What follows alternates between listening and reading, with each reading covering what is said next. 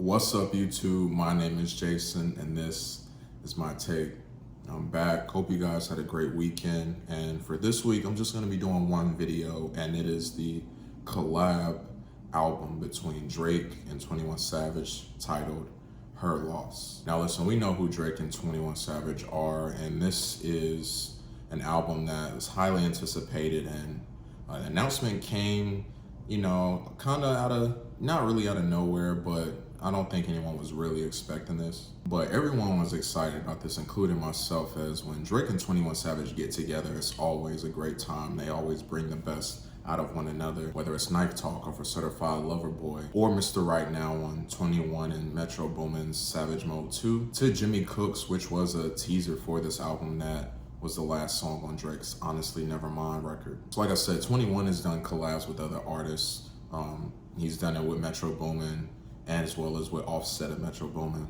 And with Drake, the last time we've seen him do a collab album was with Future on What a Time to Be Alive, which, while a lot of people as a whole, it seems, are pretty on this project, I thoroughly enjoy it. But listen, like, as critical as I am of Drake, and you guys have seen it on this channel before, I'm a Drake fan. Like, I'm just very critical. And when it comes to 21, I'm a huge 21 fan. He's one of my favorite rappers out right now. So I was very excited about this. And when it comes to this album, it's like, it's weird. Because on the one hand, like, just as a whole, this is a solid project. And it's one of the better projects Drake's been on in quite some time, which we'll kind of get into later. Beats hit for a lot of these tracks, and it sounds good, but like, it really felt more like Drake featuring 21 Savage. Like, it really felt like 21 Savage just like, came in and was like, what do I need to do my verses for?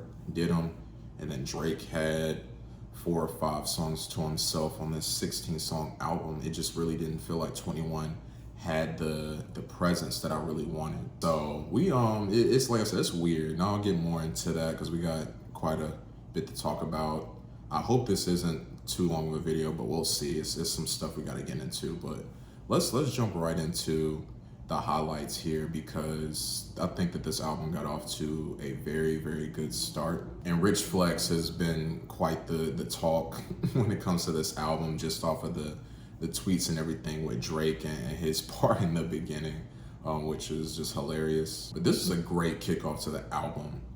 21 Savage came in, did his thing off rip, hard, aggressive beat, and then Drake just pops in and just the beat switches up and he's like singing, and that side was great too. I loved what Drake did, and the chrome on chrome, like that flow. When it comes to the beat switch ups on here, I'm curious as to what y'all think too, but weren't those weird as well? Like, the transitions, there's only one song on here that I'll get into later where I didn't like the transition and what it turned into, but for the most part, I enjoyed the switch ups. They all just came out of nowhere though.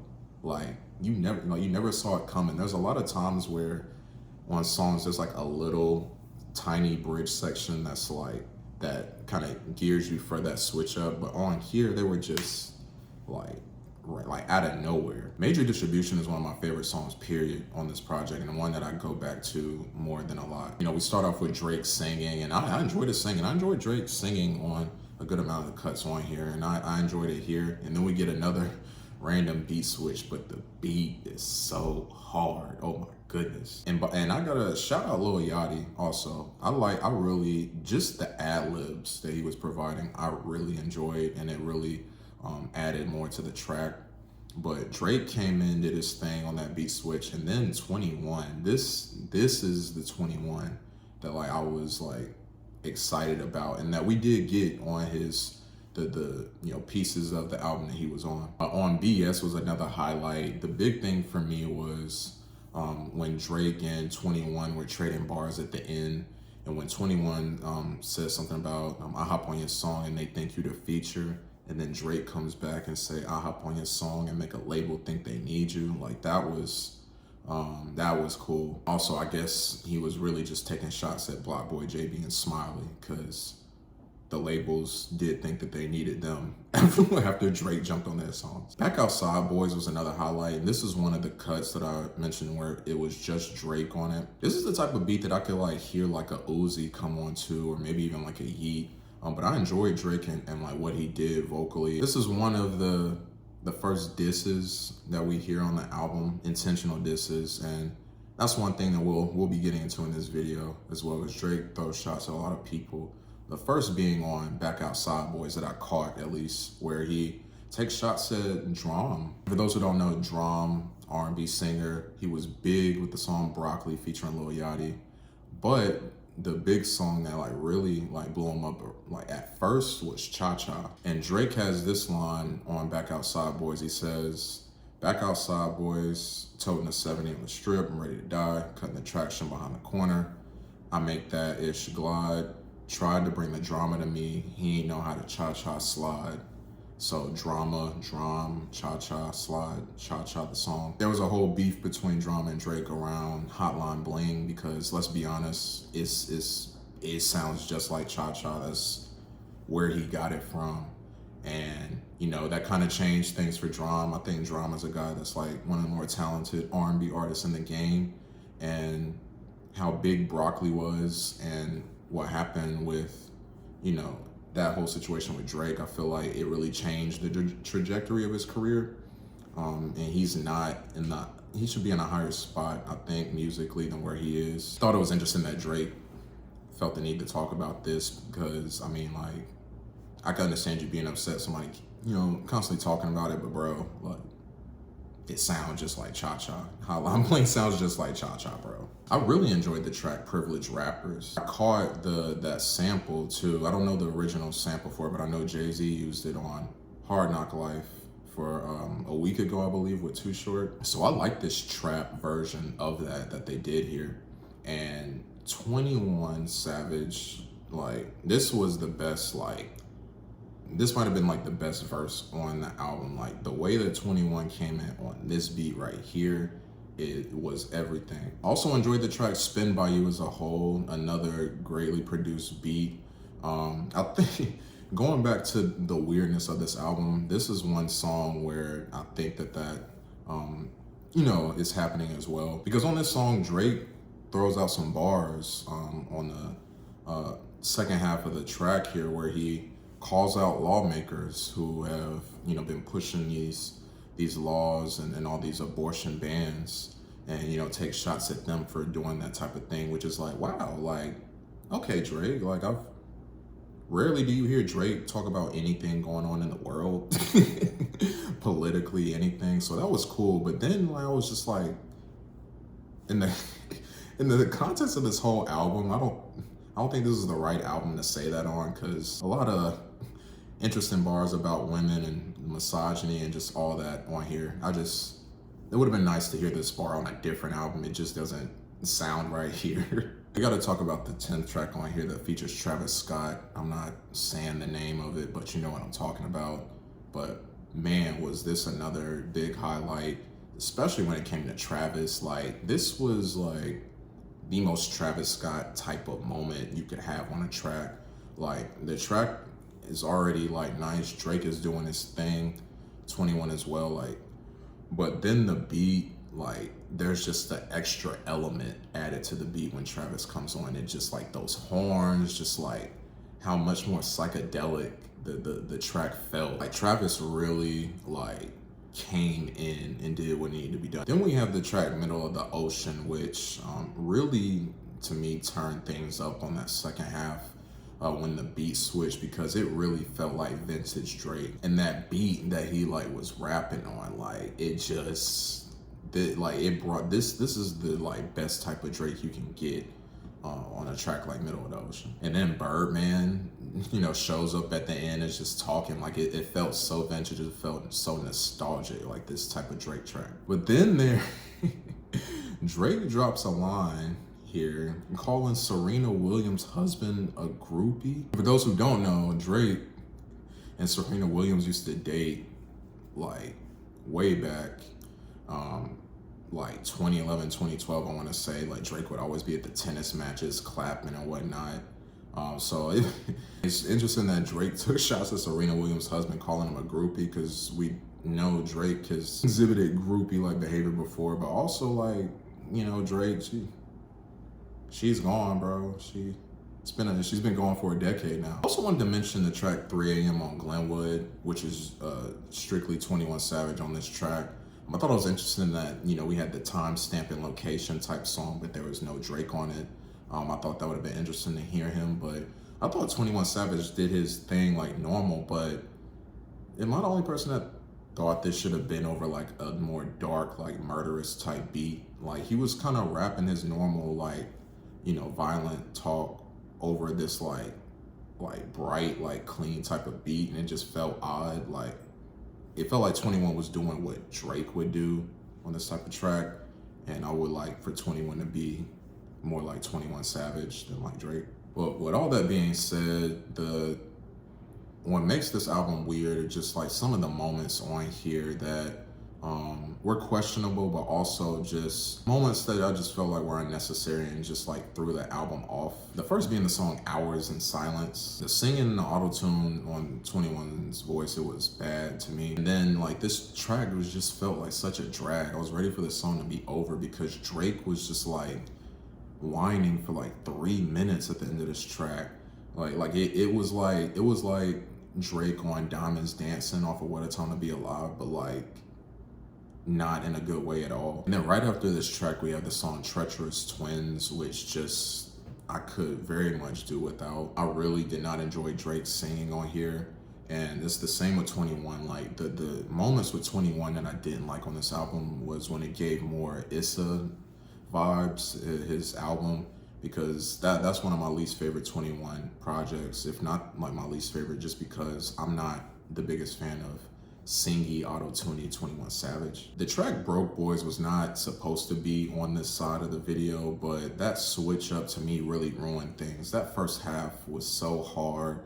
Like, I really enjoyed when 21 and Drake were trading bars, but like Drake was coming back, when they were going back and forth, Drake was coming back with ad-libs, and I thought that it was so like, it was funny, but like it really worked. And 21 was perfect on here. I love 21 on those more like slower, hard-hitting trap beats. That switch up just really ruined it for me. And then just the way Drake was sounding, he just sounded like a child on this song. Just I can't mess with broke boys. It's just like, what?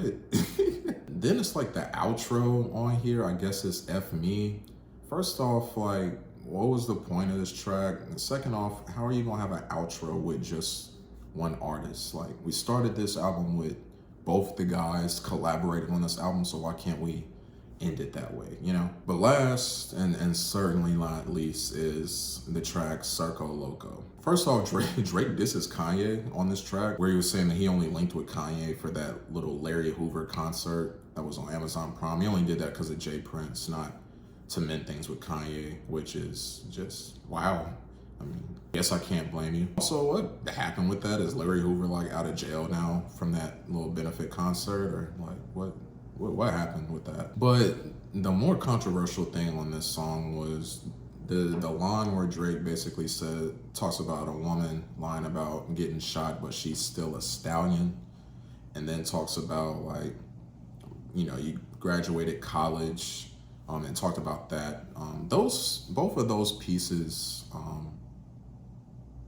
sound very, very similar to what's going on with one Megan Thee Stallion, amazing Houston rapper that's always killing it, who found herself in a situation where she accused Tory Lanez of shooting her, and there's still a whole ongoing process with this that I would say has the hip hop community divided, but it's really not that much of a divide.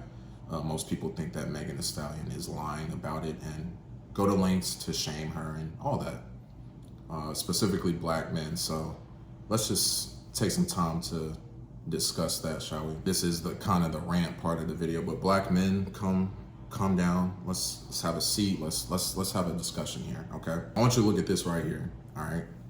I'm gonna keep this up on the screen, all right? This is important. You read it, see what you can read and whatnot. Let me tell you guys something that is a fact. Megan Thee Stallion was shot in the foot. All right, that is a fact. It is right here. It is pure evidence. Now, unless y'all just want to believe that a whole medical institution would throw out this lie and put all of their careers, their licenses, all that in jeopardy, believe that. Now, me as a reasonable, rational human that can read and takes evidence for what it is, I'm gonna sit here and say that Megan Thee Stallion was shot. As she also said, it happened. So there's a lot of people saying that she lied about it. She literally didn't at all. Now, who shot Meg? We want to have that whole discussion. That's cool. We can have it. But I'm just thinking, this whole time, she hasn't changed her story. She's been, you know, pushing that home and being upfront about it. And we see here that she wasn't lying about getting shot. So a part of me is like, why would she lie about who did it? Even though we don't know. I wonder why she wasn't lying about getting shot, so I wonder why she would lie about who did it. But, you know, y'all keep doing what y'all doing. But I'd like for us to be more respectful here, if we can. It's just so odd that we're going all out of our way to shame and deny and invalidate someone's traumatic experience. Very typical that we do this to Black women, and, you know, kind of makes sense why they don't feel safe and secure around us, huh? So can we do better? Can we try to do better here, Black men? Really, like, I know that Tory Lanez is all of a sudden now y'all's favorite rapper and whatnot. Let's leave Tory out of this. Let's just talk about what happened. She was shot in her foot. It happened. All right, like, I guess maybe y'all just think that she just magically just stepped on a bullet as she was walking, and like, or that she just stepped on glass. I don't think that the neighbors that called the cops when this whole thing happened were calling because they heard some glass being stepped on. It's probably because they heard some gunshots. You know what I'm saying? You know. But to tie this whole thing up, though, I really just hope that Megan Thee Stallion is doing okay. To have to once again relive and go through this experience and continue to see people just not believing something that is literally just true is really saddening. And my heart goes out to her, to all Black women that just have been through this and just don't feel heard, feel seen. I hear you and I see you, I promise. So I hope that Meg is doing okay. I hope that women who have been in similar situations are okay as well. But listen, guys, this album, like, to me feels like a toxic relationship. It's like the lows are very low and they're obvious and they're bad and they're like it has an effect on this album, but then the highs are so high and they're very good, and that's usually what keeps people in a toxic relationship, just the very, very high moments. And I wish that this would have came together more consistently, more smoothly, and felt like a true collaborative effort between Drake and 21. But it just didn't come through that way. And like I said, this is one of the better Drake projects that has been out in the last few years. And it's interesting that it is on this type of project where he still, to me, isn't like pushing the envelope or really doing anything ambitious content-wise, lyrically, or anything. And maybe that's just something that I have to accept at this point. I'm just not gonna get those type of projects from Drake.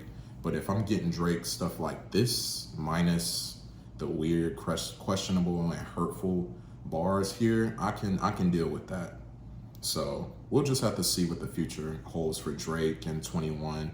Definitely looking forward to solo-wise what they're doing, and maybe if they do another collaborative effort, it could be, you know, better executed. So I'm gonna give this album a 6.5 out of 10.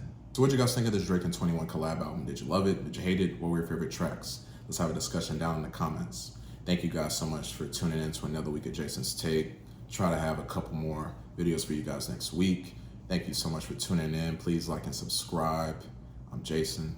This has been my take, and I'll see you next time.